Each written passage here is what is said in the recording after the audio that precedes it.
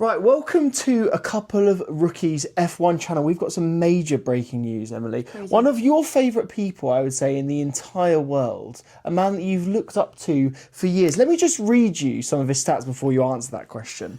6 Constructors' Championship, 8 Drivers' title, 124 Grand Prix wins, 107 pole positions, and 287 podiums. That is what the Horn Dog, Christian Horner, has won during his 20-year reign as the team principal of Red Bull Racing. Now, what we should say right now is we should explain what's happened. First of all, I feel like it was character assassination because you've made me sound like I am his biggest fan. I am not. I would say you actually don't like him that much. I don't. You know love to what? hate him. I don't know. Do I agree with everything that happened a couple of years ago? Categorically, no. No. Do I think he's a good person? Also, no. We'll get into what happened. Yeah.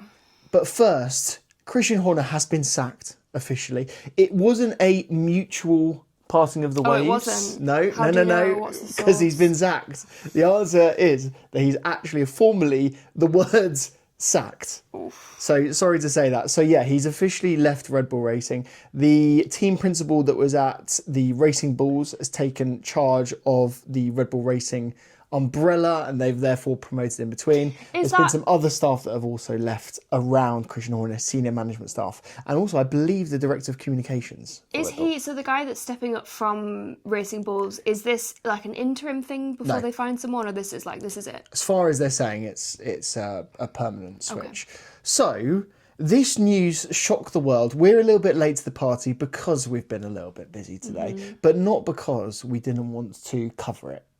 I mean, we wanted to talk about this all day. The tea is hot today. I sent Emily a message, a WhatsApp message, and I think it read something like, oh my God, oh my God, oh my God. Big news that we need to discuss. Emily got into F1, I think unashamedly we can admit to this, through Drive to Survive. Yes, guilty. The horny horn dog Horner very clearly was one of the shining lights, one of the key elements of Drive to Survive. Yes. So therefore, your entry into F1 has been peppered by this guy. He's all I know. Yeah, he is absolutely all you know. And I think what is interesting to talk about is why this has happened now. Because we're midway through a season. It's been 18 months since the allegations happened, where he was accused of sexual misconduct, effectively. And they could have tried to sack him at that point. This is the thing, right? I was obviously like scrolling through all of the social medias just to read like what the hell was going on. And there was one post that was like, can we just take a minute amongst all the madness to recognise that he was sacked for poor performance, but he wasn't sacked for sexual harassment? Well, let's talk about why then. Because I think there are a few reasons why this may have happened right now. One part of it is obviously Red Bull's performance has dropped so extensively, it is unimaginable to say so, if you think about it. They've gone from being right up there in the constructors to having a second car, which quite frankly is worse than a Kick Sauber. So really, really bad. And Max Verstappen, who is unashamedly, I'm sorry, I even have to admit this, is the best driver in the world. Yeah. So if Max Verstappen can't extract, consistent podiums out of this car, something has gone majorly wrong. So that's the first point to say. The first point to say is, yes, performances have been bad. The second point to say is that it's very widely open and well established that Max Verstappen could very well be leaving Red Bull right now. Now, the last point that I'll say, and then I think we should discuss it together, is the controversy. The case against him, the fact that he wasn't immediately removed, the fact that that information was then leaked to the press so that everyone knew exactly what he did, and yet still nothing happened there. That created a rift in the team, and I think that was the beginning of the end, really. But the way that I see it, let me know what you think. The way that I see it, I think it's a bit of a combination of all three of those things to the reason why we've got to this point right now. Yeah. Do you know what I mean? Yeah, but it's also like a shame that, you know, if they were doing well now, would he be fired? Probably not.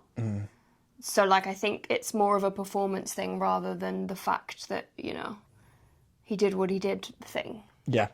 So this is what is interesting, because I've done my research on this. I've watched a lot of videos and I've listened to a lot of podcasts about this. What people are saying is that to have sacked him at that point would have been very, very difficult. Effectively, what he said, and I didn't know this until today. What he said was, a lot of people around the team, for example, Adrian Newey, said, if Christian Horner remains, I'm leaving. Like, I'm not being associated with this guy. He's done wrong. It's quite clear that he's done wrong and he needs to go. And a lot of people said the same thing. And Horner said to the senior staff, he said, I am going to stay. If they all want to leave, they can all leave, we'll replace them. But I'm staying. So I think what's happened is that there's been a massive split Yeah, in the team. in the Red Bull team. I think there are people that are potentially on his side. I think there are potentially people outside his team. And also I think that's the case at the board level as well at Red Bull. So like there's senior management that are not happy. What we do know is obviously Adrian Newey's already gone to Aston Martin. And I think there's also another guy called Jonathan Wheatley, who was the heir apparent to Christian Horner, who would have taken charge if he'd left at that point. Right. But he's gone to Kick Sauber, which is going to become Audi. So I actually think, weirdly, the Silverstone performance was the last straw for the management of Red Bull. And they've decided at this point that it's everything. But to your point, you're right. It's not addressing the original concerns that we had about him. Because and I his think he'd still personality. be there if they were performing really well and if Max was still getting wins. I don't think that it would be as big of a thing. Yeah. What is interesting, we say about Max, and I think we should talk about Max next. I think that Max's father, Jos, the big man Jos Verstappen, I don't think Jos was a big fan of the Horn Dog. I think that Jos was part of the camp wanting to get rid of him. So the fact that these talks have accelerated in recent times, and remember, we're going back to Drive to Survive for a second, the talks are going on with Horner's arch rival, Toto Wolff. So there's obviously some manoeuvring here, because Horner would be really pissed at the fact that there even are these conversations. So with Max now, the question that I've got, and I don't know the answer to, is does this make him more or less likely to stay? I know, that's what I was thinking as well. And I'd posted something on TikTok about hearing the news. Wait a Because second. you weren't here. Wait a second. Do we have a TikTok? We do. What's Put it called? on Couple of Rookies. Well done. I posted a TikTok about it, just kind of like reacting to the news of Christian Horner being sacked. And someone had commented, so I can't take credit for this, although I do very much agree with the two sides of it. The first side is that he was fired because he couldn't secure Max for another year. So then, yes, that confirms that Max is most likely going to go to Mercedes. I can't imagine him going to any of the other teams. And then the counter argument to that, which I'm having to forget now. I'm forgetting. In terms of why he would stay, why Max would stay. Oh, it was because Max was unhappy with Christian and was saying, if Christian doesn't leave, I'm going to leave, and gave them an ultimatum. He has actually come out with a statement, though, and said that they found out through kind of like the management within Red Bull, and apparently Max didn't really have... Sounds like he didn't have That's convenient. any say, but I mean, it's PR, and he would say that. Yeah, and also, like, I think it's not a secret to the fact that Jos didn't like Christian Horner. Yeah. And Jos isn't working outside of his son. Jos is trying to get the best career for his son. Yeah. I don't think there's anything wrong with that. And I think ultimately Max wants to be in the best car so that he's got the best chance to win. And in a weird way, when you're the best driver, I don't think there's anything wrong with that. If you're the best driver on the grid, you want to be in the best car, so you've got more chances of winning races. It's one of the reasons why he is the best, because he's been with what was the best team for so many years. Yeah. But, yeah. I think the fact that there is a performance clause in Max's contract. Now, we don't know the full ins and outs of what that clause is. But obviously he finished, what, 5th in Silverstone, was it? Was it 5th? I think it was. 5th or 6th. I think so. I think it was 5th, actually. And he hasn't been good for a few races now. Obviously, there are allegations that he's sandbagging, which means he's performing worse than to try and get out of it. So there's some allegations there, which I actually don't imagine Max I doing. can't imagine him doing that. I don't think he would ruin his reputation like that. I don't think he would. So I think they're unfounded. But the fact of the matter, therefore, is he's not trying intentionally to do it, and the car is shit. And when you're Max's level, he could be up there winning championships right now. And so there's two sides to the coin. There's a side in which Horner leaves, and therefore there's more opportunity for Max to shape the team in his own image, and for him to have more power and even more responsibility than he already has already. Or the other side of that now is there's nothing really keeping Max there. All of the good people have gone. You know, you've lost Adrian Newey, you've lost Wheatley, you've lost Horner, they've lost other staff, and staff are going to other teams. So maybe this is the Caesar moment, the fall of Rome. It could be, but then aren't there loads of changes next year to regulations with the cars and stuff? So, like, Max might be fully aware that next year there's this much better car that obviously we don't know about because it's all confidential. Yeah. So, like, would he stay on for that? Because maybe they've promised him, well, I know this year's really shit, but, like, look what we've got coming up for next year. But then the thing that everyone would argue back to that is Red Bull are going to move into creating their own engines. Yeah. They've created a facility where they're creating their own engines. Is that from next year as well? From next year. There's no guarantee. They bought Honda engines before, which is why Yuki's in the team right now, because he's massively favoured by Honda. Yeah. There's no guarantees in any way that Red Bull are going to be able to get back up the pecking order. And if Adrian Newey was still there, I'd go, yeah, they've got a really good chance. If I had seen anything to say that they've got a really good engine, I'd say, yeah, they've got a chance. If I knew for certain that Max was going to stay there, I'd again say they've got a chance. I think there's so many uncertainties. It is very uncertain. I think there's so many uncertainties there. So to end the Max point, do you think he's going to go to Mercedes, yes or no? let's do percentage likelihood that he'll end up at Mercedes. I'll go first. But let's say at the same time. Okay. Are you saying... As in likelihood that next year he will be one of the drivers at Mercedes. In percentage terms? Yeah. Okay. Ready? 3, 2, 1.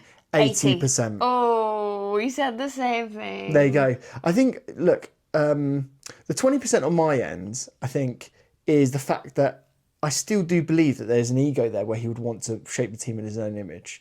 Going into Mercedes is a big leap. And yeah, he has a relationship with Toto. But you don't know if that team's going to be completely built around you in the way that the Red Bull car obviously has with Max. And then the other thing is, who the hell would be his partner in crime? Kimi. A lot of people are saying Kimi, and people think that's the most likely outcome. I honestly do think that Toto's smartest move is to keep Russell in that I think team. that's a really silly move. I know we're going completely off piece now with... But we should talk about it. This is what we're here for. Mercedes. This is what a couple of rookies are for. These guys are loving it. I hope so. I honestly think... I mean, I'm very new to F1.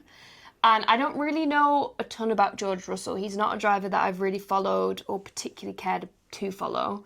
But I think that Kimi has more... I think his future as an F1 driver, he is going to be more successful than George has been and probably will be.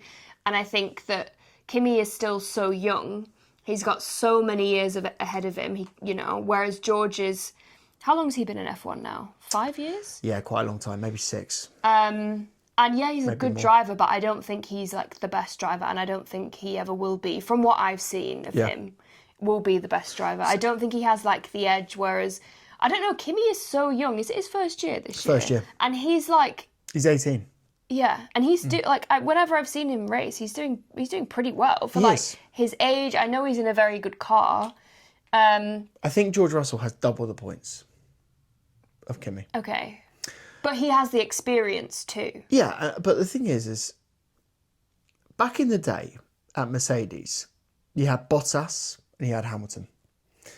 Hamilton was the superstar, but Bottas was a good driver. Yeah. If Hamilton didn't exist, Bottas probably would have won the title. He probably would have won 3 and 4 in a row. That's how good Bottas was. So I just think if you're Toto right now, and you've got the opportunity to have 2 really fast guys, bearing in mind, George Russell right now, Mercedes is probably the 3rd fastest car. He's punching above his weight. He's doing really well in races, actually. Doing really, really well. Not to say that he's going to be a world champion, but actually, that's kind of what you want for a second driver behind Max Verstappen. You want someone that's really good, but not... Yeah, but how is that team dynamic going to work with all the... George Russell's going to have to shut up and get on with it. But the thing is, I don't think he wants to. I think George, and probably the same for a lot of drivers that are kind of, above... They're in the top. Yeah. I don't think he'll want to. Well... He won't want to be second to Max, I don't think. Well, remember this. Where the fuck is he going to drive if he doesn't drive for Mercedes? Red Bull? Yeah, but again, that's going to be such a that's going to be such a poison chalice, though. Yeah, I don't know if he's going to go there. So if he can't go to Red Bull, you're looking at a Williams, could go back there. You're looking at an Audi. What's clear is that there will be a bit of a driver merry-go-round. You were talking about Kimi earlier on. I think there's a chance that Kimi ends up at Alpine as a lone driver. Basically, they've done this in the past, where they've loaned the driver out. They still contract them, but they'd say, go to Alpine potentially for 2 years. You're a lone driver. You belong to Mercedes. If we need you back at any point, if Russell is shit, we could replace you. Alpine they were going to get rid of who's the other guy? Not Gasly, the other one. Colapinto. Yeah, Colapinto. So I think there's a relatively high chance that happens. Even if maybe it's an 18-month move. It'd be very harsh on Kimi. But I think what there is to remember is Kimi's got the rest of his career. True. And so I think if you keep him within the roster, I don't think that's a massive problem. But we've done a massive segue here because we're meant to be talking about Christian Horner. Yeah. We've ended up talking about what's going to happen to George Russell. But what is going to be fascinating... It's all connected. It is all connected. I think what is going to be fascinating is I think within the next 4 to 5 weeks, we're going to know where Max Verstappen's going to be driving next season. And when we know that, the whole world... I mean, we'll be doing a video for that because, my God, everything is going to fall apart. Right, let's end on this then. What is Christian Horner going to do next? Josh told me a little secret. I don't think it's a secret. I don't know how you found this out, but there's word on the street is that Christian Horner could go to Ferrari. Is that right? I mean... Where did you hear this? I think this was one of those TikTok things. I don't know if it's 100% true. But there's Fred Vasseur, don't know if he's very well liked right now in Ferrari. Oh. I don't know how well they're performing. I think the strategy errors are still plaguing the team. I don't know if they're going to stick with Fred, which would be very sad because he just seems like a very decent bloke and he's very good on Drive to Survive. I have to give him that. But they may be in the market for a new team principal. And if you look at the CV alone, let's forget about all of the charges, or we should say charges. Do you think that they would take him on with... the baggage. With the baggage? I go back to what I said at the start of the video. He's got so many Constructors' Championships. Yeah. So many Drivers' Championships. And Ferrari need it. He took a drinks brand and created one of the biggest sort of like campuses for F1 in the world in Milton Keynes for Red Bull. He transformed that team from nothing. So while we're not saying he's the best guy, and while we're clearly saying we would have suggested that they part ways 18 months ago, I think if you're looking at like coldly at the CV, you go, he's a very capable operator. And weirdly, I think it might come down to Christian Horner. I think it might come down to what he wants to do and how far he wants to push it. If I know Christian Horner in the way that I think I do, I know, because I didn't know this again until today, he was a former racing driver. Really? Yeah, he was not very good enough, so he went into the management side. Toto was as well. Yeah, there you go. So knowing that, I think this guy, and we know how competitive he is. Like he just wants to win everything. Yeah. He's going to hate every second that he's out of F1, and he's going to really miss it.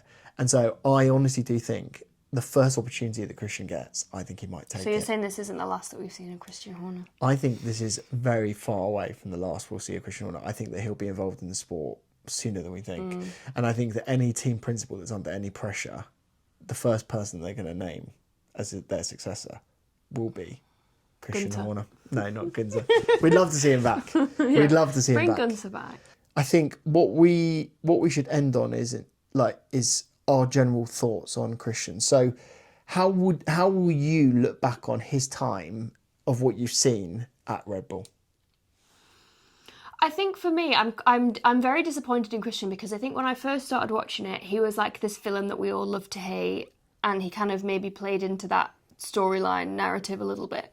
And then when obviously everything came out, it just kind of leaves a sour taste, and you know, I can't support anyone like that. So I wouldn't hate it if we never saw him again in Formula One. Like, personally, I don't think he should be there based on all the allegations and everything that happened. But I think people will do whatever it takes to win. And I think, unfortunately, a lot of the time, men like this, they just keep coming back. So, yeah. But obviously, like, it's sad to see Red Bull go from being so far above everybody else to now they've just seems like they're falling apart. What's the hardest part of this is, while I totally agree with you, the fact that he should have resigned, and I think it's very clear that he is guilty. In the eyes of the internal investigation, he was acquitted. So not necessarily proven innocent, but also not necessarily proven guilty. Because I think if they had proven him guilty, it would have been an immediate dismissal or grounds for that. But he's also a very powerful man, so it's hard sometimes to find people like that guilty because they have so much power. He's been in the team, he built the team, he's been there for 20 years, and also like you don't know what. I don't know. We could talk about this all day. Yeah, you can't. Unfortunately, now you can't divorce the perception of the last 18 months, 2 years, from the previous time in which he was known to be a great character, very successful man, really drove the power of Drive to Survive, and also provided a foil to Toto. And you're either on one side or the other of that battle. And I'm sure there are a lot of people that were on his side before all of this came out. So that was hard. But then the performative element of some of that PR around that time, where you saw him parading through with Jerry, who I felt incredibly sorry for at the time. And by the way, apparently that was all completely staged. Like, apparently he walked into the grid. Apparently he walked into the grid when this happened. There was a key moment. I don't even remember this in Drive to Survive, where he walks down, holds a hand, walks down the thing. Apparently he was already at the track. Jerry comes in, he goes and drives around, meets Jerry, and then they walk through the front entrance together. It doesn't surprise me. But this is the thing, like that element of like being performative for the media, which Christian, to give him credit for, was always very good at in terms of manipulating the media, being on camera as well, and being a personality. I think he was very good at that. It has soured the way that he will be remembered, and that's why this breaking news story was so fascinating to discuss, because I would say he was one of the iconic people within F1. Like you know, regardless of what he did, and fuck me, he's not the only person that's been accused of something like this in F1 before, by the way. So I think some execs at F1 will be very happy that this has happened. They've cleaned up the sport and got someone out of it that is, you know, been accused of what they've been accused of. And now this is a new era for Red Bull, and they've got to now really push on to be able to be even competing. So yeah, shall we end it there? Let us know what you think of the news. Yeah. First of all, let us know what you think. Is Christian Horner going to come back?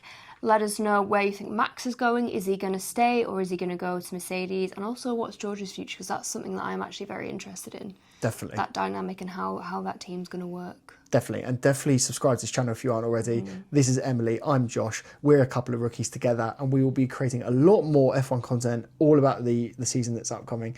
In 3 weeks' time, we have another race. Feels like a lifetime away. But we will be covering that race, absolutely. Don't know whether it's going to be a live stream or whether it's going to be a video. Probably is going to be a live stream. Yeah. Brilliant. So mark your calendar for that. Get subscribed if you're not already, and we will see you in the next video.